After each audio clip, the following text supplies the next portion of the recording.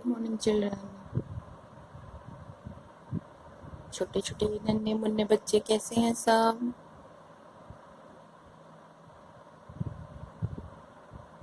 Fit and fine.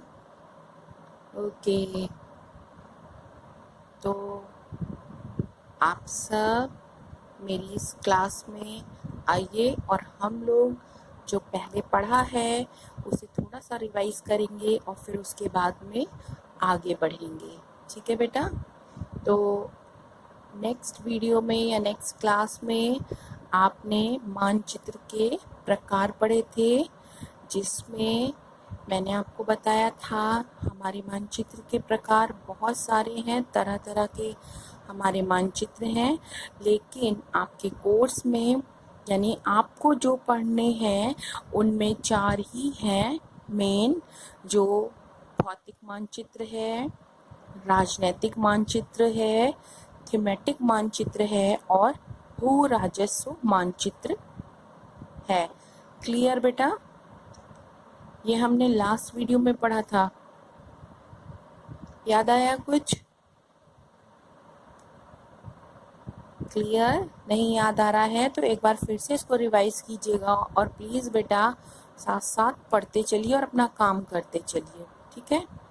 अच्छा, इसको आगे बढ़ने के पहले एक बहुत ज़रूरी बात आपसे बोलनी है मुझे, वो ये है कि आपके पास हिंदी के वीडियो, हिंदी मीन्स जो ज्योग्राफी आप हिंदी में पढ़ रहे हैं और इंग्लिश मीन्स जो ज्योग्राफी आप इंग्लिश में पढ़ रहे हैं बेटा। ठीक है? इंग्लिश मीडियम के बच्चे इंग्लिश मीडियम वाला वीडियो फॉलो करेंगे, उसका वर्क करेंगे और उसी के अकॉर्डिंग अपनी तैयारी करेंगे। क्लियर? हिंदी मीडियम वाले बच्चे हिंदी का वीडियो फॉलो करेंगे और जो भी वर्क या जो कार्य आपको दिया जा रहा है उसको आप करेंगे। क्लियर? जैसे भी बताया जा रहा है, कोई कंफ्यूजन क्रिएट मत कीजिए बेटा। हिंदी मीडियम वाले बच्चे हिंदी वाला वीडियो देखेंगे और इंग्लिश मीडियम वाले बच्चे इंग्लिश का वीडियो देखेंगे। क्लियर? ठीक है? क्योंकि चैप्टर्स भी आपके दोनों में अलग अलग हैं, कुछ उसमें डिफरेंट है, आप में डिफरेंट है, तो इसलिए प्लीज़ हिंदी वाले इंग्लिश का वीडियो ना देखें, इंग्लिश वाले हिंदी का वीडियो देखने के लिए मैं मना नहीं कर रही, आप देखिए, उसे सीखिए, लेकिन कोई कंफ्यूजन मत अपने मन में पालिए। ठीक है? जो चीज़ हिंदी में बताई जा रही है वो हिंदी मीडियम के बच्चों के लिए है और जो इंग्लिश के वीडियो में बताई जा रही है वो इंग्लिश मीडियम के बच्चों के लिए है। क्लियर बेटा? आप दोनों पढ़ सकते हैं, दोनों देख सकते हैं, इसके लिए आप बिल्कुल फ्री हैं, पर कोई कंफ्यूजन नहीं होना चाहिए। तो आइए हम अपनी बात को आगे करते हैं। ठीक है? भौतिक मानचित्र में मैंने आपको बताया था कि पृथ्वी के जो भी प्राकृतिक स्वरूप हैं, जो पृथ्वी प्रदत्त हैं, उन स्वरूपों को दर्शाने वाले मानचित्रों को हम भौतिक मानचित्र कहते हैं, जिनमें पठार, पहाड़, नदियाँ, ये सारी चीज़ें हम दिखा सकते हैं। उसके बाद में आपको सेकंड राजनीतिक मानचित्र के लिए मैंने आपको बताया था, राजनीतिक मानचित्र वो मानचित्र होता है जिसमें हम राज्यों, नगरों, गांवों, विश्व के विभिन्न देशों, उनके राज्यों, उनकी सीमाओं को हम दर्शा सकते हैं। ठीक है?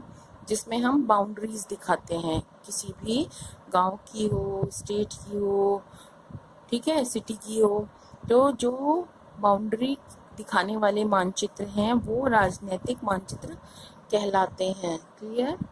उसके बाद हम बात कर रहे थे थीमेटिक मानचित्र की, हमने बात की थी। तो थीमेटिक मानचित्र में हमें कुछ अलग तरह की जानकारियाँ प्राप्त होती हैं, हमने बताया था कुछ विशेष जानकारियाँ होती हैं, जो जानकारियाँ हमें भौतिक और राजनीतिक मानचित्र में नहीं मिल पाती हैं। जैसे कि किसी जगह पर वर्षा कितनी हुई है, हम वर्षा मानचित्र से पता करते हैं, सड़क कैसी हैं वो हम सड़क मानचित्र से पता करते हैं, वहाँ पर वन, उद्योग, ये सब कितने पैमाने पर हैं या कितने क्षेत्र में फैले हुए हैं, उनका वितरण दिखाने वाले जो मानचित्र होते हैं, इस तरीके के उन मानचित्रों को हम थीमेटिक मानचित्र कहते हैं। क्लियर बेटा? यहाँ तक हम लोगों ने उस दिन पढ़ा था। ठीक? अब एक आपका उस दिन बचा था, वो था आपका भू राजस्व मानचित्र। ठीक है? भू राजस्व मानचित्र कैसा मानचित्र होता है? भू राजस्व मानचित्र में हम भूमि का बंटवारा मीन्स किसके हिस्से में कितनी ज़मीन है, किसके पास बड़ा टुकड़ा है ज़मीन का, किसके पास छोटा है, किसके पास बिल्कुल भी नहीं है, ठीक है। तो ज़मीन किसकी है ये चीज़ें दर्शाने वाले मानचित्र भूमि का बंटवारा करने वाला मानचित्र होता है। फिर सिंचित क्षेत्र है। सिंचित क्षेत्र का मतलब है कि कितने भाग पर सिंचाई है, वहाँ सिंचाई की सुविधाएं हैं, वहाँ पानी की अच्छी व्यवस्था है, ठीक। उसके अलावा विभिन्न प्रकार के और उपयोग हैं, मीन्स किस पे वन है, कितने पे चारागाह हैं, कितने पर आपकी पड़ती भूमि, पड़ती मतलब बंजर भूमि है जिस पर कोई काम नहीं होता, इस तरीके के भू उपयोग वाले मानचित्र। फिर कार्यालय, विद्यालय, कितने पर आपके ऑफिस हैं, कार्यालय मीन्स ऑफिस, विद्यालय मीन्स स्कूल, अधिवास, अधिवास मीन्स जैसे हम लोगों के रहने के जो रेजिडेंशियल एरिए हैं वो, औद्योगिक क्षेत्र जो आपके इंडस्ट्रियल क्षेत्र हैं, ठीक है, जिनमें इंडस्ट्रीज लगी हुई हैं, ये सारी चीज़ें जिन मानचित्रों पर हम दिखा सकते हैं, ठीक है बेटा, क्लियर। ये सारी चीज़ें हम जिन मानचित्रों पर दिखा सकते हैं उनको हम भू राजस्व मानचित्र कहते हैं। क्या कहते हैं? भू राजस्व मानचित्र कहते हैं। क्लियर है? यहाँ तक आपकी बात समझ में आ गई है, मुझे पता है। एक बार रिवीजन करिएगा और अच्छे से समझ में आ जाएगी। अब उसके बाद क्या आपको मालूम है कि हम जैसे अभी मैंने आपको बताया कि हम मानचित्रों पे पर्वत, पठार, मैदान, किसी भी स्टेट, देश, कैपिटल, इन सब की हम सीमाओं को दिखा सकते हैं, ठीक है।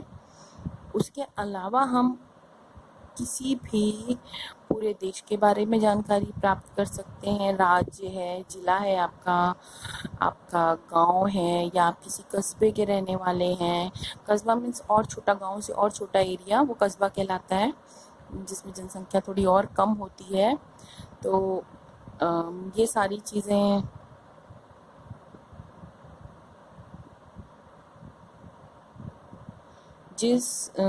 इनको भी हम मानचित्र पर दिखा सकते हैं और इनके बारे में हम मानचित्र से और अधिक जानकारी प्राप्त कर सकते हैं, ठीक है।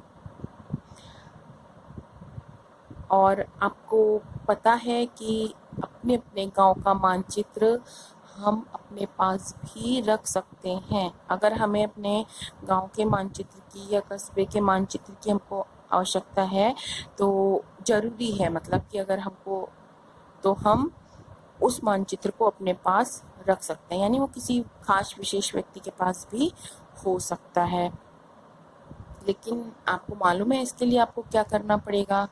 अगर आपको अपने गांव का या कस्बे का मानचित्र अपने पास रखना है तो उसके लिए आपको ज़िले में, ठीक है, आपके ज़िले में एक बंदोबस्त अधिकारी होते हैं, उनका काम होता है ये मानचित्र वगैरह अपने पास रखना। और अगर आपको मानचित्र अपने गांव का चाहिए है, आपको देखना है कि आपके गांव में क्या चीज़ किस तरीके से कहाँ पर है, तो आपको क्या करना पड़ेगा? उन बंदोबस्त अधिकारी के पास जाना पड़ेगा, उनके पास एक प्रार्थना पत्र मीन्स एक एप्लीकेशन देना पड़ेगा कि आपको वो मानचित्र चाहिए है, ठीक है। और उस मानचित्र की लेने के लिए एप्लीकेशन के साथ साथ आपको उसकी एक फ़ीस होती है, ठीक है, एक अमाउंट होता है जो आपको वहाँ पे करना पड़ता है। तो आप क्या क्या काम करेंगे? एक फ़ीस पे करना है आपको और एक एप्लीकेशन लेटर देना है जिसमें कि आपको ये बताना है कि आपको अपने गांव का मानचित्र चाहिए है। तो वो बंदोबस्त अधिकारी आपके लिए मानचित्र को अरेंज कर देंगे, ठीक है।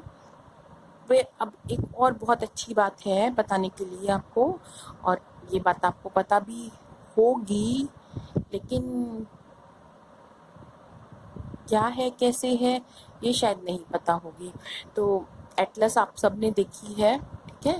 एटलस में आपने मानचित्र देखेंगे, हो सकता है बहुत सारे बच्चों ने नहीं भी देखी हो क्योंकि आप 5th क्लास से आए हैं, तो वहाँ पर एटलस का हो सकता है आपको काम ना पड़ा हो।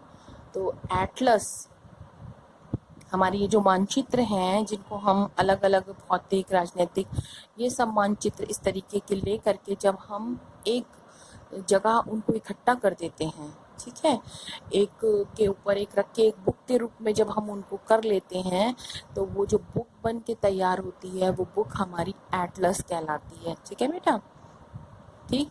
बहुत सारे मानचित्रों को एक साथ बुक या पुस्तक के रूप में हम जब संग्रहित कर लेते हैं, संग्रहित मतलब एकत्रित यानी इकट्ठा कर लेते हैं, तब हम उसको क्या कहने लगते हैं, तब हम उसको, तो बच्चों एटलस आपको समझ में आ गया। अब जो मानचित्र हम देखते हैं उनके अलग अलग घटक होते हैं, ठीक है। किसी भी मानचित्र के बारे में हमें कोई जानकारी प्राप्त करनी है तो उन घटकों को हमको समझना जरूरी होता है। अगर वो घटक हमको नहीं समझ में आएंगे या हम उनके बारे में जानकारी नहीं प्राप्त करेंगे, हमको कोई जानकारी नहीं होगी, तो हमको मानचित्र को समझने के लिए थोड़ी सी परेशानी होगी, ठीक है। तो इसलिए अगर हमको किसी मानचित्र के बारे में कोई जानकारी प्राप्त करनी है तो हमें उन घटकों के बारे में पता करना पड़ेगा, ठीक है।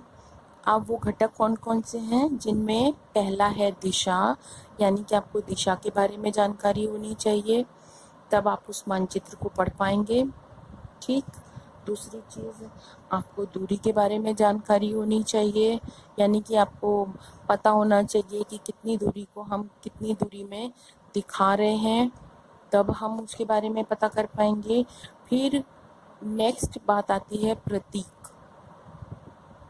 प्रतीक मतलब वो चिन्ह जिनके द्वारा कोई भी चीज़ बताई गई है, ठीक है, उनको हम प्रतीक कहते हैं। तो ये तीन चीज़ें, दिशा, दूरी और प्रतीक, इनके बारे में हमें जानकारी जब तक प्राप्त नहीं होगी तब तक हम मानचित्र को समझने के लिए तैयार नहीं होंगे।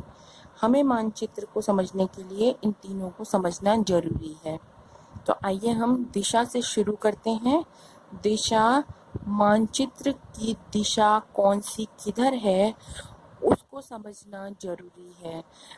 नहीं तो जैसे कि ये आपकी कॉपी है, ये ऐसे ना रख करके, इसको सीधे ना रख करके, मैं इस कॉपी को इस तरीके से भी रख सकती हूँ, इस तरीके से भी रख सकती थी और इस तरीके से भी रख सकती थी, ठीक है बेटा। तो अब समस्या क्या है, जैसे मैंने कॉपी इस तरीके से रखी है तो मुझे पढ़ने में इसको परेशानी होगी कि किधर से मैं पढ़ना शुरू करूं और किधर से नहीं पढूं। वही सेम समस्या मुझे यहाँ से भी होगी, क्योंकि मुझे इधर से उल्टा दिखाई पड़ेगा, मुझे सीधा नहीं दिखाई देगा और मुझे समझ में नहीं आएगा कि कौन सी चीज़, ये पेज पहले पढ़ना है कि ये पेज यहाँ से शुरू करना है कि यहाँ से। वही समस्या मुझे यहाँ से भी आएगी। क्लियर है बेटा। लेकिन जब हम इस कॉपी को सीधा रखेंगे तो हमको कोई समस्या नहीं आएगी, हमको पता चल जाएगा कि हमको यहाँ से शुरू करना है, हम यहाँ से पढ़ना शुरू करके यहाँ ख़त्म करेंगे, फिर यहाँ से पढ़ना शुरू करेंगे और यहाँ ख़त्म करेंगे, ठीक है। लेकिन उसके लिए हमको पता होना चाहिए कि हम कॉपी को किस तरीके से रखेंगे। जब तक हमको ये नहीं पता होगा कि ये जो रखने का तरीका है ये सही है और ये सीधा लिखा है जिसको कि हम आसानी से पढ़ सकते हैं, तब तक हम कॉपी को सीधा नहीं रख के पढ़ेंगे। हम ऐसे ऐसे घुमाते रहेंगे और सोचेंगे कि किधर से रखें, किस तरीके से हमको पढ़ने में आसानी होगी। यही समस्या मानचित्र के साथ में है। जब तक आपको दिशा का ज्ञान नहीं होगा ठीक तरीके से, तब तक आप उस मानचित्र को सीधा नहीं रख पाएंगे और आप नहीं समझ पाएंगे कि कौन सी दिशा ऊपर की तरफ होगी, कौन सी दिशा नीचे की तरफ की है, कौन सी दाएं कौन सी बाएं में है। तो किस तरीके से मानचित्र को रख करके पढ़ा जा सकता है, ठीक है। इसलिए हमको दिशा को जानना बहुत ज़रूरी है। जब मानचित्र नहीं थे तब लोग दिशाओं को किस तरीके से पहचानते थे, क्या आपको ये बात पता है? पुराने समय में या बहुत समय पहले लोग दिशा को जानने के लिए सूर्य की मदद लेते थे। आपका जो सूर्य है यानी सूरज है, सन है, इसको देख करके लोग पता करते थे कि दिशा कौन सी है। मतलब कि जब वो उगता हुआ सूरज देखते थे तो वो समझ जाते थे कि उगता हुआ सूरज पूर्व दिशा की ओर हमें बताता है। ठीक है, सूर्य हमेशा पूर्व दिशा की ओर से ही उगता है, इसलिए जो दिशा उगते हुए सूरज की तरफ होती है वो दिशा पूर्व दिशा होती है। ठीक है, इसी तरीके से वो लोग अस्त होते हुए सूरज को यानी कि छिपते हुए सूरज को देख करके इस बात का पता लगा लेते थे कि ये दिशा पश्चिम दिशा है। क्यों? क्योंकि सूर्य हमेशा पश्चिम दिशा में ही छिपता है। क्लियर है बच्चों? ठीक है, इसी तरीके से एक और तरीका था उनके पास दिशा को मालूम करने का, वो था ध्रुव तारा। ध्रुव तारा हमेशा उत्तर दिशा की ओर से उगता है और उत्तर दिशा में ही दिखता है हमें। ठीक है, तो जब हम ध्रुव तारे को वो लोग देखते थे तो उस दिशा को वो उत्तर दिशा मानते थे और पहचान करते थे कि ये दिशा उत्तर दिशा है, और उसी दिशा मीन्स उस ध्रुव तारे को या उत्तर उगते हुए सूरज को या अस्त होते हुए सूरज को देख करके वो बाकी दिशाओं का ज्ञान करते थे। ठीक है, हम बाकी दिशाओं को भी पहचान सकते हैं। जैसे कि यहाँ देखिए, ये उगता हुआ सूरज है। जब आप उगते हुए सूरज की तरफ मुंह करके खड़े होंगे, ठीक है, मीन्स आपका फेस उगते हुए सूरज की तरफ को होगा, तो वो दिशा कौन सी हो जाएगी? कौन सी होगी बेटा? यस, पूरब दिशा हो जाएगी। ठीक है, और जब हम पूरब दिशा की तरफ मुंह करके खड़े होंगे यानी कि हम सूर्य की तरफ मुंह करके खड़े होंगे, तो हमारे पीछे की तरफ यानी पीठ की तरफ हमारे पश्चिम दिशा होगी, जस्ट अपोजिट। ठीक है, क्लियर?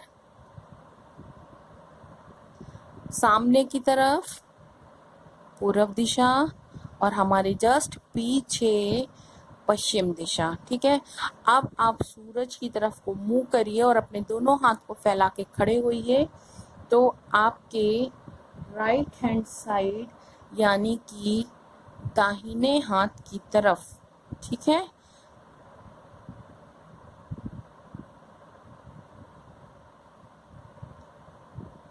बताओ, यानी कि आपके दाहिने हाथ की तरफ दक्षिण दिशा और बाएं हाथ की तरफ उत्तर दिशा होगी। ठीक है, क्लियर हो गया ये आपको? ध्यान रखिएगा, सूर्य की तरफ मुंह करके खड़े होंगे तो पूर्व दिशा, पीठ की तरफ हमारे पश्चिम दिशा, राइट हैंड साइड यानी दाहिने हाथ की तरफ दक्षिण दिशा और लेफ्ट हैंड साइड यानी कि बाएं हाथ की तरफ, उल्टे हाथ की तरफ उत्तर दिशा होगी। ठीक है, ये तरीका था हमारा बहुत पहले समझने का दिशाओं को। क्लियर है? यानी सूर्य की सहायता से हम किस तरीके से दिशाओं को जान सकते थे। आज के समय में आजकल हम लोग दिक्सूचक यंत्र की सहायता से क्या करते हैं? दिशाओं का पता करते हैं। क्लियर बेटा?